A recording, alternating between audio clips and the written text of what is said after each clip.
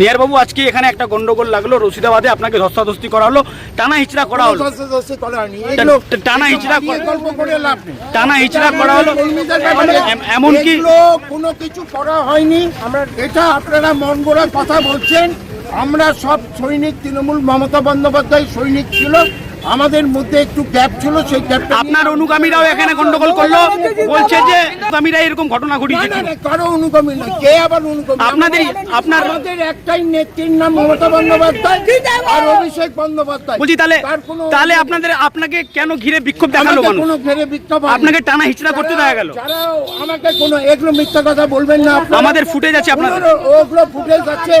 ওখানে বেশ কিছু বিরোধী দলের চক্রান্ত করে এই সিনকেটটা করেছে। কারা চক্রান্তটা কারা করলো? আপনার অনুগামীরা বলছে যে রবিউল জেটপির অনুগামীরা করেছে। কোনো প্রশ্ন নেই, ওগুলো কোনো প্রশ্নই নেই, এগুলো আপনারা মিথ্যা কথা বলছেন। বলছি দিদি, আপনার চোখের সামনে বিধায়ককে ধস্তাধস্তি করা হলো, এমনকি টানা হিচড়া করতে দেখা গেল, কি বলবেন এই ব্যাপারে? আমি কোনো কমেন্ট করব দিদি। এটা আবার নতুন কি কথা? এ তো নতুন কোনো ব্যাপার না। এদের মধ্যে এই গোষ্ঠী কোন্দল, ওই গোষ্ঠী, সেই গোষ্ঠী, কত রকমের যে এদের মধ্যে গোষ্ঠী আছে ভেবে উঠতে পারি না। প্রায় এখানে ওকে মারছে, এই কর্মী তাকে মারছে, এটা সবাই দেখছে। আর বিশেষ করে আজকে শুনতে পেলাম নাকি বিধায়কের গায়ে হাত দিয়ে দিয়েছে।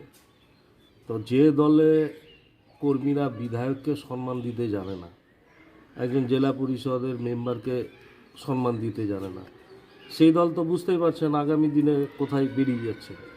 এই দলের আর কিছু না, এই দল মোটামুটি ধরেন শেষের দিকেই চলে গেছে।